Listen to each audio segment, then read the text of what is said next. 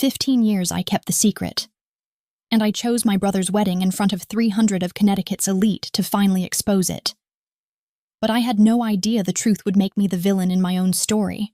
The autumn air in Connecticut carried the scent of dying leaves and expensive perfume as I adjusted my bridesmaid dress one final time.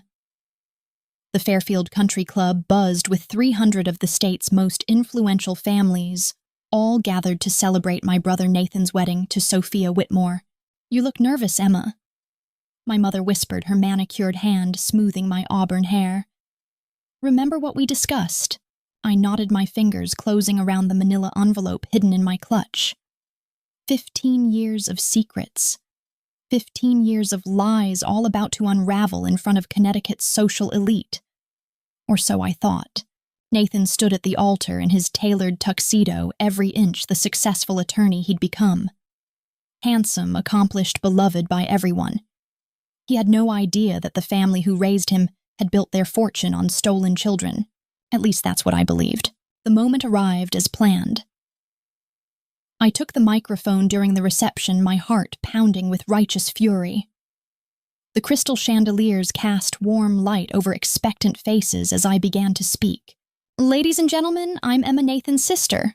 Well, his adopted sister, though he doesn't know that yet." The room fell silent. I saw my parents, Judge Robert Caldwell and philanthropist Patricia Caldwell, freeze at their table. Nathan's face went pale. You see, the Caldwell family has built their reputation on a lie. Nathan was stolen from his birth family 25 years ago, part of a network that trafficked children to wealthy families who couldn't adopt through legal channels. I pulled out the documents I'd spent years gathering. Birth certificates, court records, testimonies. My trump card sat in the back of the room. Nathan's birth mother, Maria Santos, a woman I'd tracked down after months of investigation. But as I continued speaking, something felt wrong. Nathan wasn't looking shocked or betrayed. He was looking sad. Disappointed, even. "Emma, stop." Nathan's voice cut through my speech. He walked toward the stage, his expression gentle but firm. "Please, just stop." "Nathan, you don't understand," I said, clutching the microphone. "They stole you. They destroyed your real family." "I know," he said quietly. "I've always known." The room erupted in whispers. This wasn't in my script. "What do you mean you've known?" My voice cracked. Nathan took the microphone from my trembling hands. "Ladies and gentlemen, I apologize for this disruption. Emma, we need to talk. Privately." As security discreetly cleared the room, I found myself in the country club's library, with Nathan's Sophia and our parents. Maria Santos sat in the corner, tears streaming down her weathered face. "Tell her the whole truth," Nathan said to our parents. "She deserves to know what she's really done tonight." My father's voice was heavy as he began. "Emma, what you discovered about the adoption network is true. But what you never learned, what you never wanted to learn, is why." He pulled out a thick file, placing it on the mahogany table between us. Nathan wasn't stolen from a loving family. He was rescued from one that was destroying him. The photographs inside the file made my stomach turn. A malnourished toddler with bruises, medical reports, documenting broken bones, testimonies from neighbors about screaming that lasted through the night. "Maria."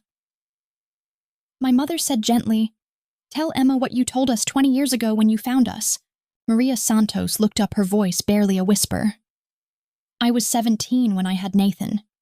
His father. He was not a good man. Drugs, violence. I tried to leave, but he always found us. When Nathan was 2, he put him in the hospital." She wiped her eyes. "I knew if I didn't get him away, he would die. But I had no money, no family. The system, it would have just sent him back to his father eventually. So you came to us," my father continued. "You begged us to take Nathan somewhere safe. We found the network through a desperate judge who'd been trying to save children from situations the legal system couldn't handle fast enough. But the court documents," I stammered, "the falsified records, were the only way to ensure Nathan's father could never find him." My mother finished. "Emma, we weren't child traffickers. We were part of an underground railroad for abused children." Nathan sat beside me, his hand gentle on my shoulder. I found out when I turned 18. They told me everything, gave me Maria's contact information, offered to help me reconnect if I wanted. Did you? I asked, looking at Maria. We've been in touch for 7 years, she said. Nathan has helped me get clean, get an education. He paid for my nursing degree. We have coffee every month when he's in New York. The room spun around me. But the other children, the network, also rescued from impossible situations.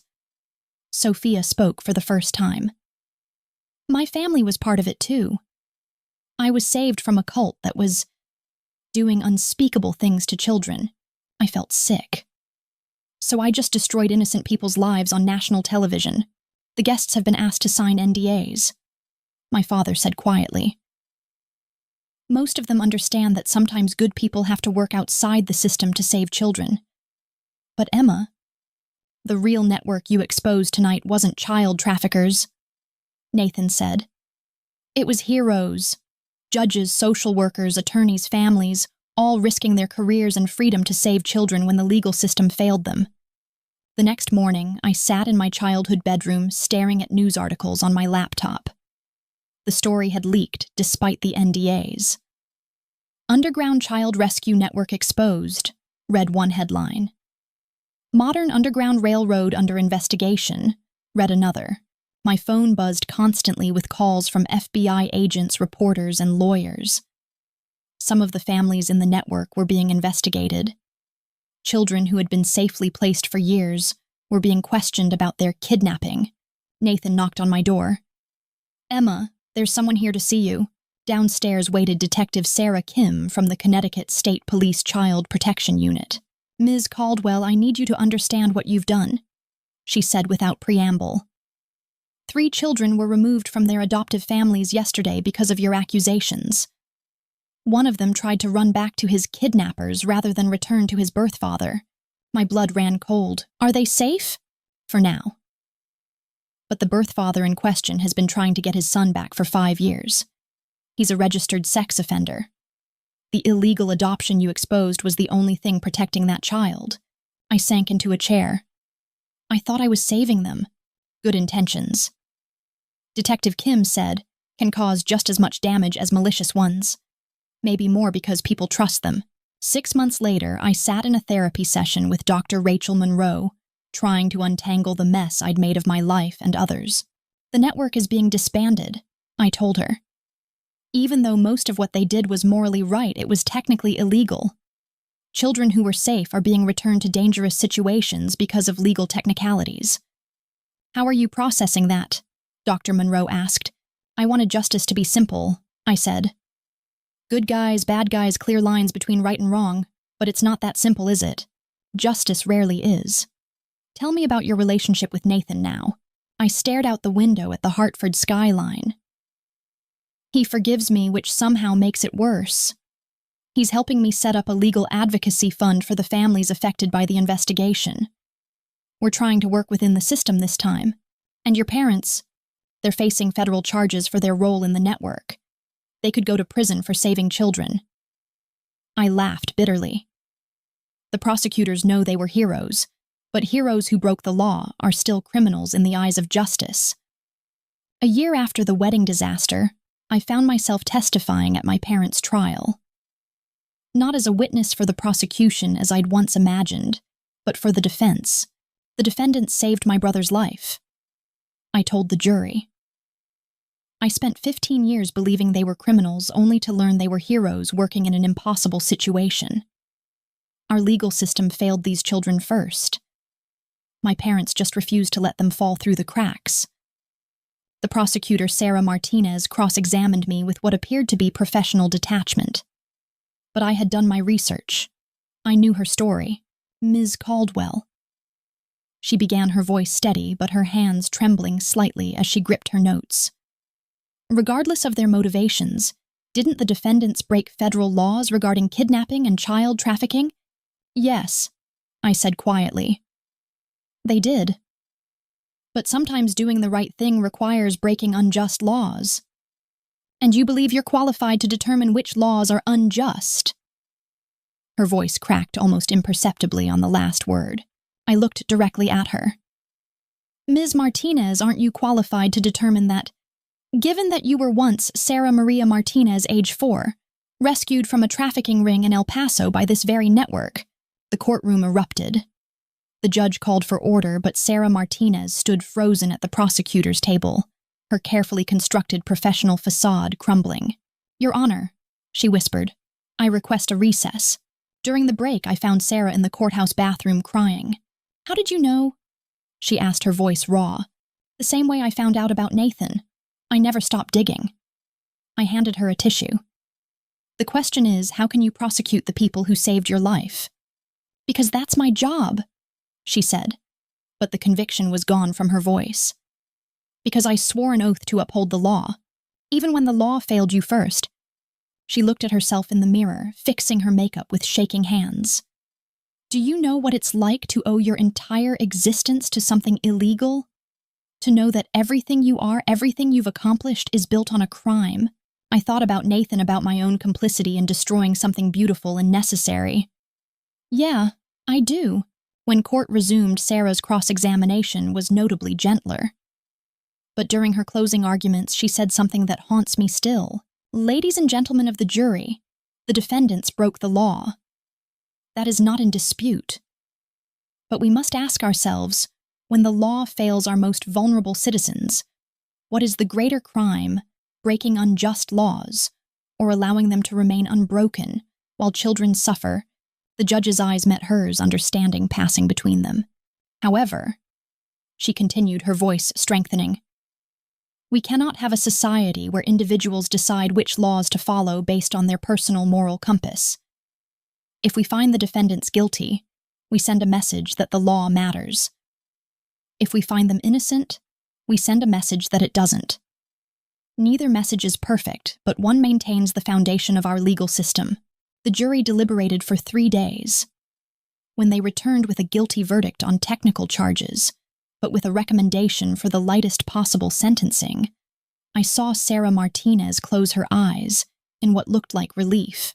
In the end, my parents received suspended sentences and community service with the understanding that they would help reform the legal adoption system.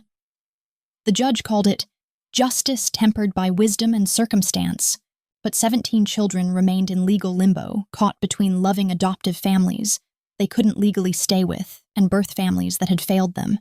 After the trial, Sarah Martinez approached me in the courthouse corridor.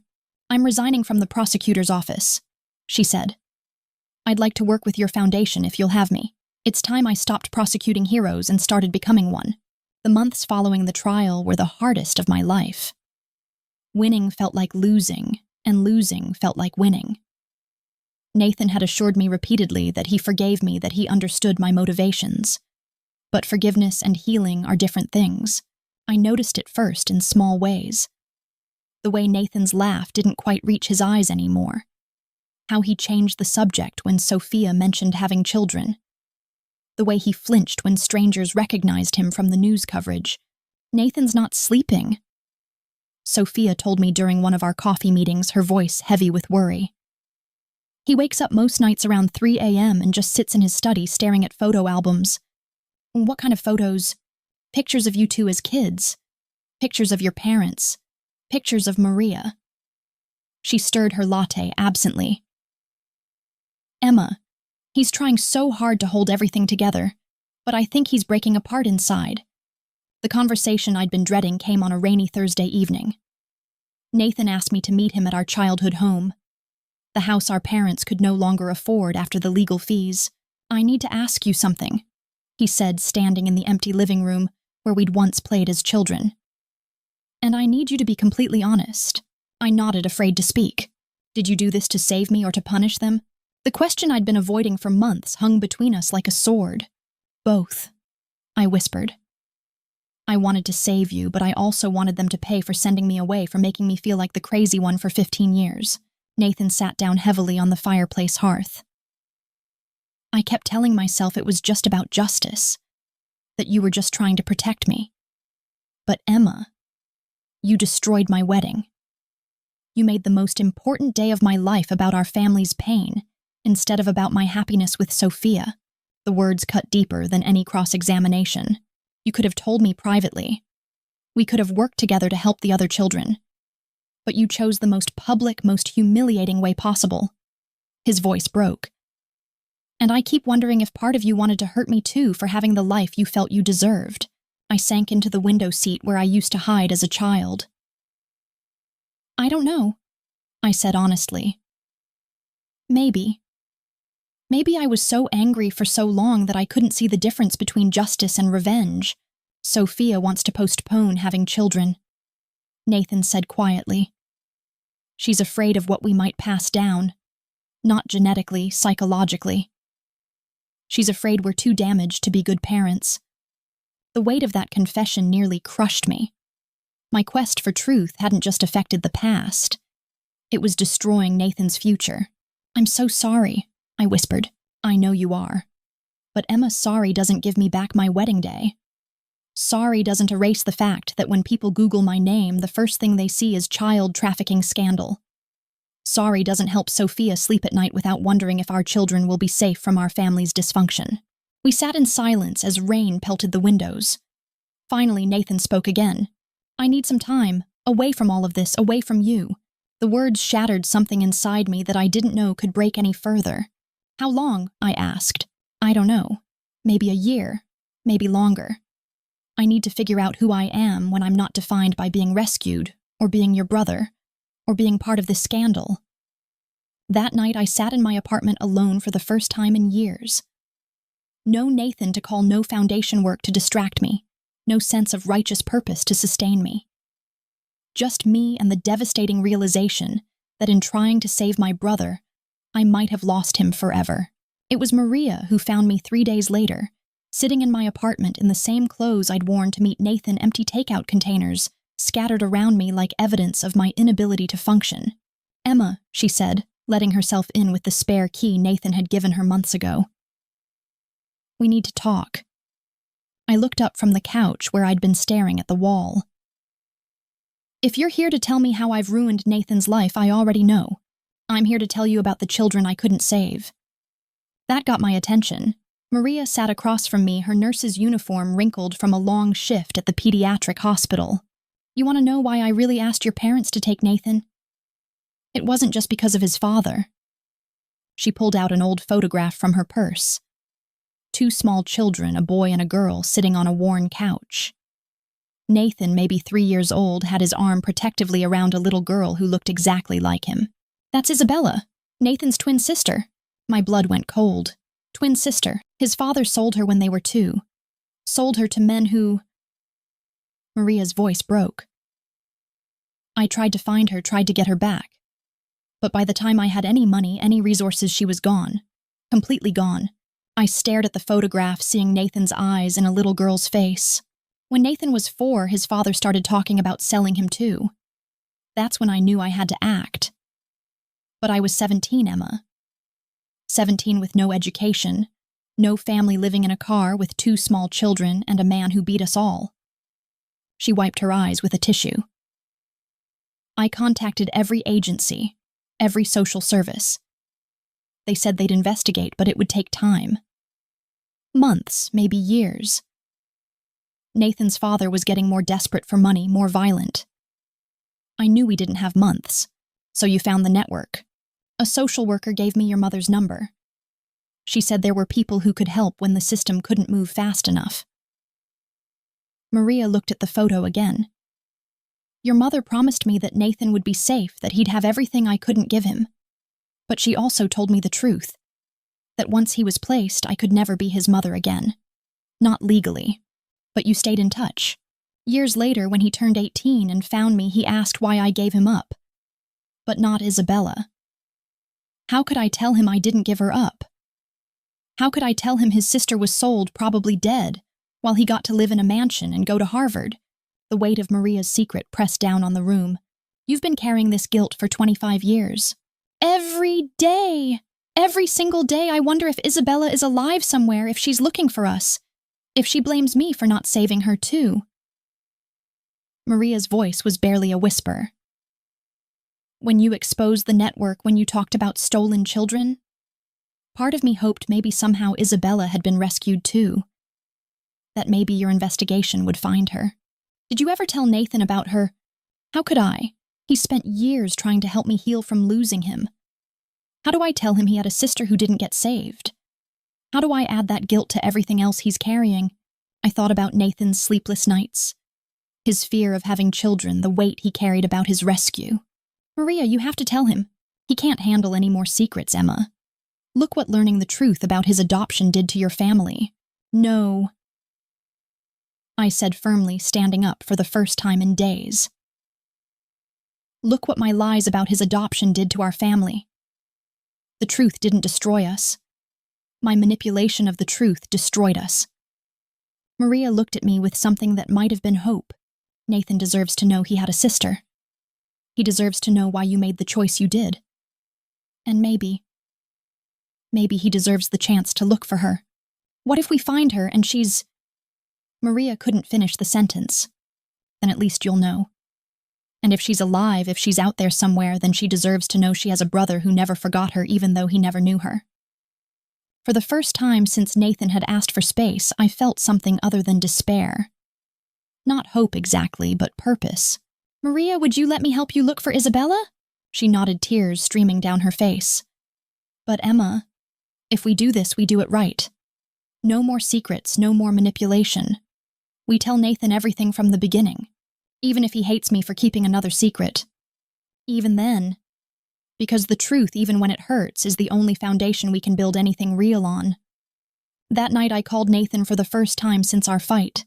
I know you asked for space, I said when he answered. But there's something Maria needs to tell you. Something about your family that she's been carrying alone for 25 years. There was a long pause. Emma, I can't handle any more revelations right now. I know. But this isn't about our parents or the network or my mistakes. This is about a sister you never knew you had. Another pause longer this time. I'll be right over. 3 years later, Nathan and I stood in the offices of the Caldwell Foundation for Child Advocacy. The walls were covered with photos of families. Some reunited, some newly formed through legal channels, all safe. But in the center, in a place of honor, hung a photograph of 2 3-year-old children, Nathan and Isabella, taken just months before they were separated forever. We never found Isabella. After 2 years of searching, following every lead, checking every database we had, to accept that she was likely gone. But the search had brought something unexpected. It had brought our family back together. Nathan's Learning to Live with Uncertainty could have been the title of a self-help book. But it was really just the story of my brother's healing. Learning that he'd had a twin sister, he couldn't remember that Maria had carried that loss alone for decades, that some truths are too painful to bear alone.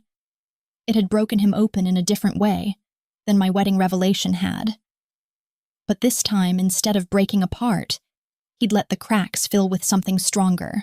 We've helped pass legislation in 12 states. Nathan told our first board meeting Sarah Martinez, sitting at his right hand as our legal director. The Nathan and Isabella Caldwell Act allows for expedited emergency adoptions when children are in immediate danger. I looked at the faces around the table. Detective Kim had joined our board. So had Maria Santos, now a pediatric nurse specializing in trauma, and our family reunification coordinator. Even some of the former network members worked with us, bringing their expertise to bear on legal solutions. Emma, said Judge Patricia Williams, a family court judge from New Haven, your father would be proud. You turned a mistake into a movement. Dad had passed away 18 months earlier, his heart giving out from the stress of the trial and its aftermath. But before he died, he'd had a conversation with Nathan that changed everything. He told me about the night they decided to take me. Nathan had shared with me after the funeral. How Maria came to their house at 2 a.m. with a sleeping toddler and a photograph of Isabella begging them to save at least one of her children. How Mom cried for hours after Maria left, and how they both knew they were breaking the law, but couldn't live with themselves if they didn't. And how do you feel about that now? I'd asked. Grateful, he'd said simply, and proud to be their son. The foundation had grown beyond anything I'd imagined. We'd helped over 800 children find safe legal homes.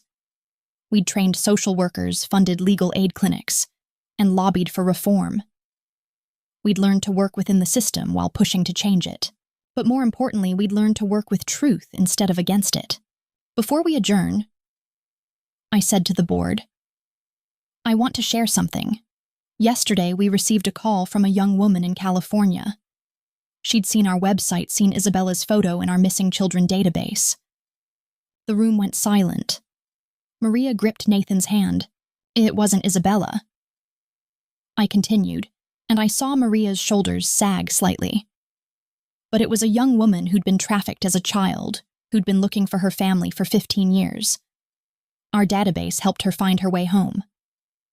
How many Sarah Martinez asked her legal mind already working? She's the 47th person who's found family through Isabella's page. 47 people who might still be lost if we hadn't been looking for one little girl who... I couldn't finish. Who we may never find, Nathan finished gently, but whose memory is helping other people find their way home. After the meeting, the three of us, Nathan, Maria, and I, walked to the small memorial garden behind our building. In the center stood a simple stone bench with an inscription, "For Isabella, and for all the children we couldn't save in time." Do you think she would have liked this? Maria asked, sitting on the bench and running her fingers over Isabella's name. I think, Nathan said, sitting beside her, she would have liked knowing that her brother found his way back to his family. All of his family. He looked at me meaningfully. It had taken time, months of family therapy, countless difficult conversations, and Nathan's gradual forgiveness. But we'd found our way back to each other. Not as the siblings we'd been before, but as the adults we'd become through surviving our mistakes. Sarah wants to have children, Nathan said suddenly. We've been talking about adoption. How do you feel about that? I asked. Scared, hopeful, ready maybe. He smiled, and for the first time in years, it reached his eyes. Turns out the best way to heal from being rescued is to help rescue someone else. As the sun set over Hartford, painting the sky in colors too beautiful for such a complicated day, I thought about the question that had started this whole journey. What is family, blood, choice, law, love? Sometimes it's all of these things. Sometimes it's none of them. But always, always it's the people who show up when you need them most, even when you don't deserve it, even when you've made mistakes that seem unforgivable. Maria Santos had shown up for Nathan by giving him away. My parents had shown up by taking him in. Nathan had shown up by forgiving me. And I had learned to show up by telling the truth, even when it was complicated, even when it hurt. The truth isn't always liberating. Sometimes it's devastating. But it's still truth, and truth, messy, painful, complicated truth, is the only foundation strong enough to build a real family on. Even when that family includes the ghosts of the children we couldn't save, and the hope that somehow, somewhere love is stronger than the systems that try to tear it apart. I keep a framed photo on my desk from Nathan's second wedding, a small private ceremony with just family and close friends. In it, Maria Santos is dancing with Nathan, both of them laughing. Sophia stands beside me, her hand on her pregnant belly. Sometimes people ask me if I regret exposing the network. It's a complicated question with a complicated answer. I regret the pain I caused. I regret the children caught in legal battles because of my actions. I regret the years I spent seeing the world in black and white when it's really painted in shades of gray. But I don't regret seeking the truth. Even messy, complicated, painful truth is better than comfortable lies. The Caldwell Foundation has helped over 500 children find safe legal homes. We've trained social workers, funded legal aid clinics, and lobbied for reform. We've learned to work within the system while pushing to change it. Most importantly, we've learned that justice isn't about punishment or revenge. It's about protection, healing, and creating a world where children don't need to be rescued by underground networks. Because the legal system actually works. My brother Nathan often says that the best families aren't made by blood or law, but by love and choice. Looking at our complicated, imperfect, beautiful family, adoptive, biological, and chosen, I finally understand what he means. The truth isn't always liberating. Sometimes it's devastating. But it's still truth, and truth is the foundation upon which we build everything else that matters. even when it's not the truth we expected to find.